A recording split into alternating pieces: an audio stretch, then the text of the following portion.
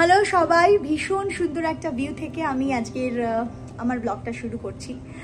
এই জায়গাটা হচ্ছে আমার ব্যালকনি থেকে, এই জায়গাটা ভিউটা আমার ব্যালকনি থেকে এইখানকার ভিউটা। সো দেখো, অন্ধকার কিছুই দেখতে পাচ্ছ না, সকালবেলায় দেখাবো। তো এখন বাজে রাত 11টা আর আমি এখানে দাঁড়িয়ে দাঁড়িয়ে এখন ভিডিও করছি। অ্যাকচুয়ালি 5 তারিখে রাহুলের জন্মদিন। তোমরা যারা রাহুলকে ভালোবাসো, ফলো করো, জানবে। তো 5 তারিখে যেহেতু রাহুলের জন্মদিন, 5th মে, তো জন্মদিনের আগের দিন থেকে রাহুলের জন্য আমি কিছু না কিছু করতে থাকি। তো আজকে 3 তারিখ, এখন রাত 11টা, 3 তারিখ। তো কালকে 4 তারিখ, আমরা যেহেতু ফ্ল্যাটে আছি, তো কালকে আমরা চলে যাব হচ্ছে রাহুল শুটিং করে আমরা চলে যাব দমদমের বাড়িতে, ওখানে সেলিব্রেট করব। তারপরে 5 তারিখে সেলিব্রেট করব অন্যরকমভাবে কিছু প্ল্যান। অ্যাকচুয়ালি প্রত্যেকবার রাহুলের জন্মদিনে আমি কিছু না কিছু প্ল্যান করি, আর কেকটাও আমি সারপ্রাইজভাবে প্ল্যান করি ওর হিসেব মতো। মানে প্রথমবার জন্মদিনে জিমের একটা ইয়ে করে দিয়েছিলাম, কেক, জিম বানানো কেক। জিম করছো যেহেতু খুব খুব ভালোবাসে। তারপর পরের বার ক্রিকেট প্লেগ্রাউন্ড, নানান রকম ও যেগুলো ভালোবাসে সেই হিসেবে থিম করে আমি ওর কেকটা বানাই।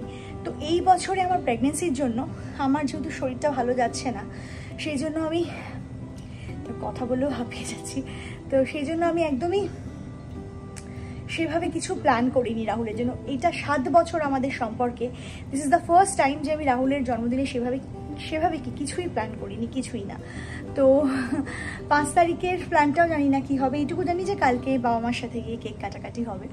তো আজকে 3 তারিখ, আজকে রাত্রে আমি যেটা 3 তারিখ আজকে যেটা আমি রাতে করেছি সেটাই তোমাদেরকে বলছি কি করলাম জন্মদিনের আগে। আচ্ছা, এটা কেমন হয়েছে বলো তো, এই লাইটটা? আচ্ছা, জন্মদিনের আগের দিন রাতে আমি কি প্ল্যান করলাম। তো আজকে আমি যেটা করছি, যেহেতু রাহুল বাড়ি নেই, রাহুল শুটিং থেকে এসে ও চলে গেছে ম্যাচ খেলতে, আর অনেক দূরে রাজারহাটের ওদিকে ম্যাচ আছে ওর আজকে। তো যেহেতু ম্যাচ খেলতে গেছে, তো আজকে ও আসবে হচ্ছে আজকে ভোরবেলা 5টা।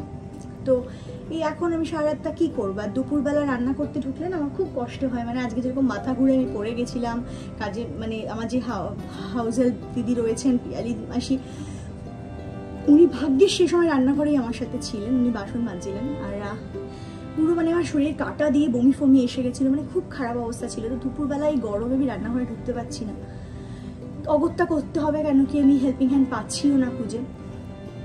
আর মায়ের শরীরটা ভালোও নেই যে মাকে বলবো পাঠিয়ে দাও কিছু। তো আমি নিজে কোথাও কতদিন বলবোই বা।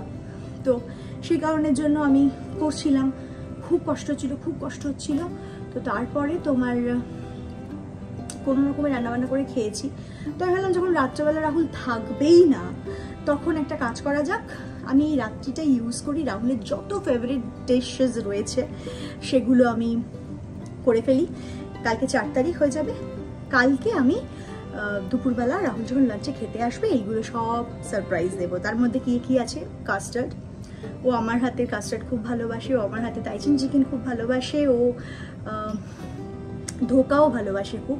তো ধোকাটা আমি জানতাম না যে ও ভালোবাসে, আমি লক্ষ্য করেছিলাম যখন আমরা বোলপুর ঘুরতে গেছিলাম, তখন রাহুল খুব বোলপুরে একটা রেস্টুরেন্টে ওর সমানে ধোকা খাচ্ছিল।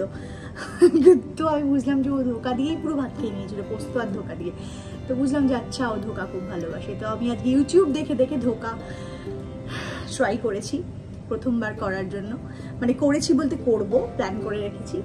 আর রাইসটা কালকে সকালেই বানাবো এবং টাটকা। তো আজকে রাতে এগুলো একটু বানিয়ে রেখে দিই, তাহলে দুপুরবেলা আমাকে আর করতে হবে না, লাঞ্চেও পেয়ে যাবে। সো চলো দেখি আজকে আমি কি বানাচ্ছি, কিভাবে বানাচ্ছি, কি করছি। পুরো রেসিপি দেবো না আমি, কিন্তু টুকটুক করে কি কাজ করছি তোমাদেরকে দেখাবো। চলো। তো এখানে কিছুটা চিকেন ফ্রাই অলরেডি করে রেখেছি, আরও ফ্রাই হচ্ছে। আর এখানে ম্যারিনেট করা রয়েছে চিকেন, তো আরও কিছুটা বাকি আছে, সেটাও ভেজে ফেলছি। এই যে ছোট্ট কড়াইটা, এটা আমার মাই আমাকে দিয়েছে ভাজা করার জন্যই। যত ফ্রাই আইটেম সব আমি এতেই ভাজি। এই কিচেনে বেশিরভাগটা, মানে 85% জিনিস রান্নার বা যা কিছু সবটাই মাই আমাকে দিয়েছে রান্নার। যে কর, যাতে আমার কোনো রকম অসুবিধা না হয়, মা তাই জন্য দিয়েছে। আর কাঁচের জিনিসপত্র আমার শাশুড়ি মা যা আমার বিয়ের সময় পেয়েছিলাম সেগুলো সব তুলে তুলে রেখেছিলেন, সেগুলো দিয়ে দিয়েছে। মাও অনেক কাঁচের জিনিস দিয়েছে, ক্যাপসিকাম ভাত কেটে রেখেছি ওখানে। আর এদিকে পাশেই আমি আরেকটা কড়াই বসিয়ে দিয়েছি এখানে ধোকাটা করব বলে। ধোকাটা আমি না দুপুরবেলায় বেটে রেখে দিয়েছিলাম, ডালটা আমি রেডি করেই রেখেছিলাম। তো এই দুপুরবেলা বললাম না শরীরটা খারাপ ছিল, তাই মাথা ঘুরে গেছিলো, করতে পারিনি। তো অল্প একটু করেই আমি আর রাহুল খেয়েছিলাম, আর বাকিটা রয়েছে সেটা আমি এখন করব ধোকাটা। তো ধোকা আমি আগে কখনোই করিনি, জাস্ট ফার্স্ট টাইম আমি ধোকা করছি। আমাকে কোনোদিনই সেভাবে কোনো কাজ করতে হয়নি, আমি শখেই রান্না করতাম, কিন্তু পরিস্থিতি মানুষকে সব শিখিয়ে দেয়। আমি এখন সবটাই করি, তাতে আমার কোনো আপত্তি নেই, আমার ভাল লাগে সংসারের জন্য সবটাই করতে। তো যাই হোক, এইখানে তোমার ধোকাটা করবো। অ্যান্ড আমার না খুব সুবিধা হয় একটা জিনিস রান্নার, কারণ আমার মা আমাকে যে আদা রসুন যে পেস্টগুলো হয়, পেঁয়াজ, সেগুলো না মা আমাকে মোটামুটি 15 দিন 20 দিন অন্তর অন্তর পুরো পাঠিয়ে দেয়, পুরো একদম পাঠিয়ে দেয় মা। তো সেগুলো আমি ডিপ ফ্রিজে রেখে দিই, প্রয়োজন মতন ইউজ করি, আবার রেখে দিই, আবার শেষ হয়ে গেলে মাই দিয়ে দেয়। তো এখানে আমি তেল দিয়ে দিলাম, ধোকাটা ফ্রাই হয়ে গেছে। তো আমি যেভাবে ইউটিউবে দেখেছি সেভাবেই করেছি, প্রথমবার করছি, জানি না কীরকম হবে। যদি ভালো হয় আমি রেসিপিটা তোমাদের সাথে শেয়ার করব, কীরকমভাবে আমি বানিয়েছি। এখন জাস্ট আমি বকবক করছি, কথা বলছি, তাই একটু তোমাদেরকে দেখাচ্ছি যে কী করছি না। এই ফ্ল্যাটটায় আমি আর রাহুল 2 মাস হয়েছে এসছি। তো মাঝে মাঝে শ্বশুরবাড়ি যাই, আর কাজের জন্যই এসছি। তোমরা জানো প্রথমে আমি এইখানে এই ইন্ডাকশানে রান্না করতাম, গ্যাসের সুবিধা ছিল না, তো খুব অসুবিধা হতো, আমি ইন্ডাকশানে পারতাম না ফ্লেমগুলো ঠিক করে অ্যাডজাস্ট করতে, পুড়ে যেত। তো মা তারপরে মায়ের কাছে গ্যাস ছিল, সেই গ্যাসটাও মা দিয়ে দিয়েছে সিলিন্ডার সমেত। তো রাহুল কিনছিল, কিন্তু মা বললো কেন কিনবে, আমার কাছে আছে, তুমি নিও। তো গ্যাসটাও মায়ের দেওয়া। তো অ্যাকচুয়ালি মারা সবসময় চায় যে ছেলে মেয়ের যাতে কম টাকা খরচ হয়, তো সেই চেষ্টাই করে, এবং যাতে আমারও সুবিধা। আর সত্যি কথা, গ্যাসটা আসার পরে আমার ভীষণ সুবিধা হয়েছে আমার রান্না করতে। তো এখানে যাই, যেরমভাবে বলেছিল সেরমভাবেই আমি করছি। কথা বলতে বলতে আলুটা দিতে ভুলে গেছিলাম, ভেজে তুলে রাখতে, তো আমি একসাথেই আলুটা ভেজে নিচ্ছি এখন। আগে আলুটা ভেজে তুলে রাখার কথা ছিল। তো যাই হোক, তো এখানে একটা পেস্টও করে নিতে বলেছিল টমেটো আর কাজু দিয়ে, নিরামিষ এটা হচ্ছে। আর এখানে আমি বানিয়েছি কাস্টার্ড, রাহুলের ফেভারিট কাস্টার্ড। আমার ননদও খুব ভালোবাসে কাস্টার্ড, আমার হাতের কাস্টার্ড। তো কাল যখন আমি যাব ভাবছি ওর জন্য নিয়েই যাব।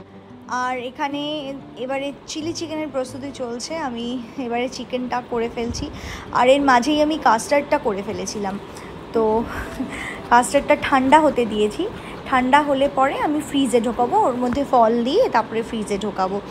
আমি আজকেই কেন ফলগুলো দিয়ে দেবো কাস্টার্ডে, তার কারণ হচ্ছে যদি রাহুল ভোরবেলা এসে খায়, ও যখন তখন মিষ্টি খায়, সো সেই কারণে দিয়ে দেবো। আবার কালকে যখন বোনের জন্য নিয়ে যাব এবারই ননদের জন্য, তখন আমি ফল কেটে নিয়ে যাব। তো এইখানে আমার চিলি চিকেনও রেডি হয়ে গেছে, আর একটু গ্রেভি দিয়ে আর একটু ড্রাই, রাহুল একটু স্টার্টার হিসেবে ড্রাইটাও ভালোবাসে। আর এই হচ্ছে ফল। অ্যাকচুয়ালি আমি এক হাতে ভিডিও করি, তো আমি খুব একটা সুন্দর করে ওই জন্য করতে পারি না, কেন কি একদম হয় না এক হাতে, আবার ছুরি ইউজ করা এক হাতে ভিডিও করে খুব অসুবিধা হয়। এই যে ফলগুলো আমি কাটছি, এখনই কাস্টার্ডের ওপরে ছড়িয়ে ফ্রিজে ঢুকিয়ে দেবো, ঠান্ডা ও এসে যদি ভোরবেলা খাবে, ও খায়। আগের দিনও ম্যাচ খেলে এসে 4:30 সময় ওই আমাকে ম্যাগি বানিয়ে খাইয়েছিল, আমারও খুব খিদে পাচ্ছিল। তো এসব আমাদের চলতেই থাকে। আর এই হলো কাস্টার্ডটা, এখানে আমি ফলগুলো সব ছড়িয়ে দিলাম। এখানে আমি বেশি ফল ইউজ করিনি, যেই কটা ফলও খায় সে কটাই দিয়েছি, কলা, কালো আঙুর আর আপেলগুলো না একদম ভালো না, এখন স্পেন্সারে একদম বাজে আপেল। আর সেদিন অ্যালফানজো এনেছিলাম, আম খুবই অখাদ্য ছিল। শেষ হলো, আর এখন কটা বাজে একটু দেখাই তোমাদের, দেখতে পাচ্ছ এখন বাজে রাতের 1:30। প্রতিদিনের এই কাজটা আমি করি, এই যে ন্যাকড়াগুলো ইউজ করি রান্নাঘরে, সেটা সার্ফের জলে, এটা আমি আমার শাশুড়ির মাকেও দেখেছি, আমার মাকেও দেখেছি, প্রতিদিন ওরাও কাজবাজ হয়ে গেলে পরে এই ন্যাকড়াগুলো কাচে, যেগুলো রান্নাতে মোছামুছিতে লাগে। সো একদম এই রাত্রেবেলা সব করে টোরে পরিষ্কার সব করে আমি এই ন্যাকড়াগুলো একদম সিদ্ধ করতে দিয়ে দিয়েছি পরিষ্কার করে, তারপরে বন্ধ করে হয়ে গেছে। সকালবেলা ধুয়ে নেওয়া যাবে। তো এই মুহূর্তে রান্নাঘরকে বিদায় জানালাম। এবার আমি একটু টিভি দেখবো, একটু যদি শুতে আমি পারবো না, কারণ আমার ভীষণ ভয় লাগে একা একা। সো আমি ঘুমোতে হয়তো পারবো না এখন, যতক্ষণ রাহুল আসছে 4-5টা জেগে থাকবো। আপনারা বলবেন এই সময় জেগে থাকতে নেই, কিন্তু কি করব, কিছু করার নেই। ও গেছে একটা ম্যাচ খেলতে, সো বুঝতে হবে, চেষ্টা করব শোয়ার, কিন্তু হবে না। সকালবেলা সেটা পুষিয়ে নেব, সেই কারণের জন্যই এখন সব করে রাখলাম। তো টাটা, বাই, সবাইকে গুড নাইট। ভালো থাকবেন, সুস্থ থাকবেন। আমার জন্য অনেক অনেক অনেক আশীর্বাদ রাখবেন নিজেদের মনে, এবং অনেক আশীর্বাদ করবেন। আর একটা কাজ কিন্তু অবশ্যই করতে হবে, আমার ইউটিউব চ্যানেলকে সাবস্ক্রাইব করতে হবে, যার নাম প্রীতি বিশ্বাস অফিসিয়াল, PRITY, প্রীতি বিশ্বাস, BISWAS, প্রীতি বিশ্বাস অফিসিয়ালকে সাবস্ক্রাইব করতে হবে এবং প্রত্যেকটা ভিডিও দেখতে হবে। যদিও টাইচিং চিকেনের ভিডিওটা আপনারা আমার ইসেতে পেয়ে যাবেন, ইউটিউবে পেয়ে যাবেন। আর অনেক অনেক রান্নার ভিডিও আছে আমার ইউটিউব চ্যানেলে। আর ফেসবুকটাও অবশ্যই, ফেসবুক পেজটাকেও ফলো করে দেবেন। সো টাটা, বাই, ভালো থাকবেন সবাই।